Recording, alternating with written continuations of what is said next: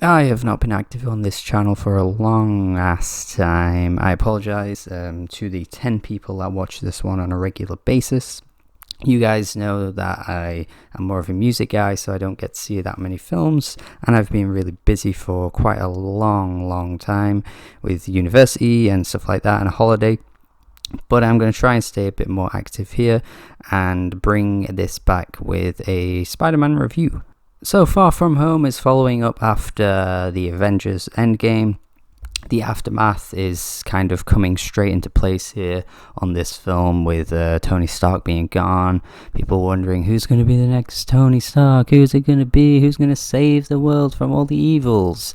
And Spider-Man, or Peter Parker, feels as though that the pressure has been placed onto him because in an interview people are questioning whether he should be the next Tony Stark, the next big thing, which already sets up for quite an interesting theme because I do think that would be very realistic in a real life world, of the pressure being then put onto the next person to become the next leader. It's kind of like a government type system, someone steps down from the government, who's going to then be the next prime minister or the president. And it would totally be the same in a world filled with superheroes and villains because you are propped up to be that chosen one type figure. And honestly, the entire film just kind of feels more like a filler film, like they needed to do a sequel for Spider-Man, so they had to think of something to kind of fill in a bit of a gap because they've just had the big film that's essentially tied up the entire universe at this point. So what exactly do they need to do next? Well, I don't really know where this is going from here, honestly, after watching this one, but this didn't really do much for me. Mostly because how, unlike Endgame, everything felt at stake in that film. Anything could be lost, anything could just be taken away within a second, and in this film it just felt like everything was going to be resolved in 5 minutes and everything will be okay, and that's exactly how it was. Which to me made absolutely no sense because the entire arc of this new version of Spider-Man, which might be the best one we've seen of Peter Parker, to be honest, is that he just can't carry the responsibility. We saw it in the 2000s where Tobey Maguire stepped up and was able to take on that responsibility, whereas this version of Peter Parker just doesn't seem to have it in him. And he kind of just pulls it out of nowhere right at the end to save London, and it didn't really feel like it was deserved.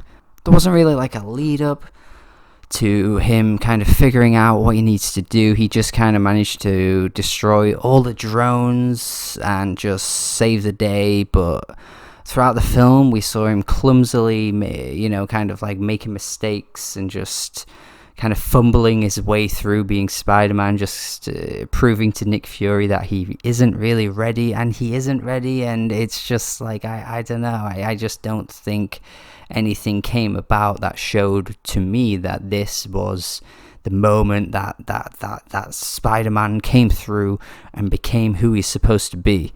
Now, what completely hindered the film from achieving this was the villain. The villain, like I say, this was a filler film, so the villain was a filler villain. And I love Jake Gyllenhaal. I think he's a fantastic actor. He's done he's been a part of some of my favorite performances of the past few years with films like Prisoners and Nightcrawler, especially Nightcrawler. But in this role, he was just kind of generic default, auto-generator villain where his motives were completely just unknown to the world. He did this whole speech about how, he wants to take over Tony Stark because Tony Stark screwed him over, and it just fell completely flat. The motives were just dead from the get-go. I just did not understand what it was that he wanted to do and why he wanted to do it. It was just really poor. And it's funny because the way he tried to become this villain was faking it by pretending to be a superhero, which actually was really weird because it reminded me of The Incredibles with the villain syndrome in the first Incredibles, in the way that he did a similar thing, which I found quite funny.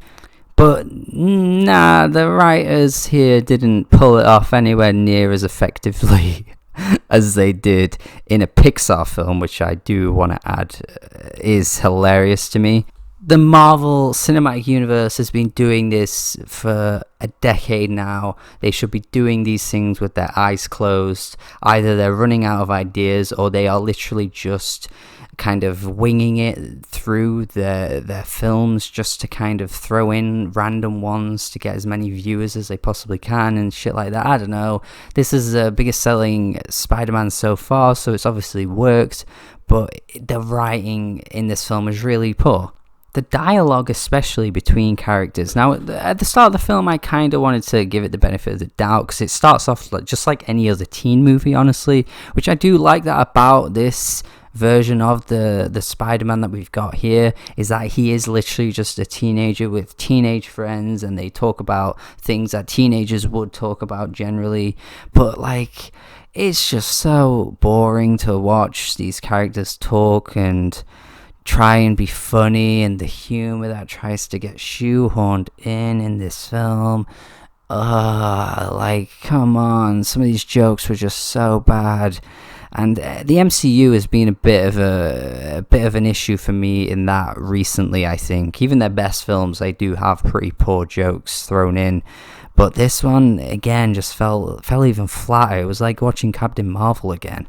The only really well put together elements I found within the dialogue between the characters in this film, honestly, were between Peter Parker and MJ. Now, the reason I say that is because they were acting really well as teens. Like, they were awkward, they were shy, they didn't really know how to, like, you know, pursue each other or like speak around each other. Like, you see that kind of shit. It was very, very well done, and Zendaya plays awkward really well in this film, as well as Tom Holland.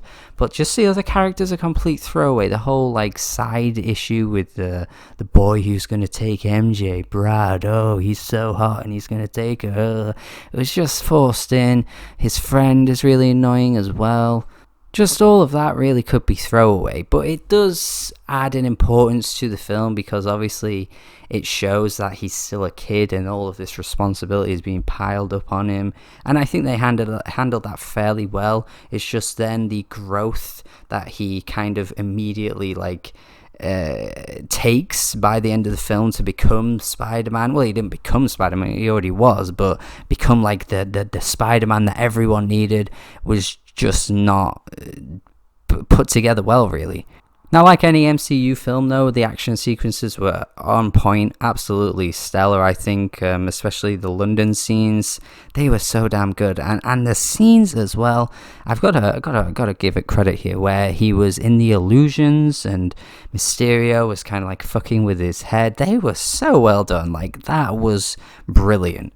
The only thing that really let it down was that he literally died in this film. He got plummeted by a train that was going like 80 miles per hour and he somehow survived.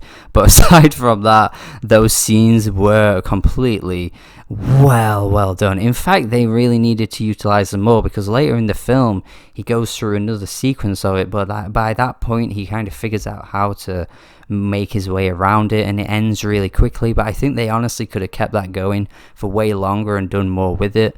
It's just a shame that you get these amazing sequences in regards to the action, but then everything else in regards to the story, the plot, the motives of the characters, the things that the characters say, the progression of the film, like, it's all just so weak to me that I can't really just call it a good film because I found some of the fighting scenes fun. Like, you can get that in any other film. So yeah, this was kind of mid for me.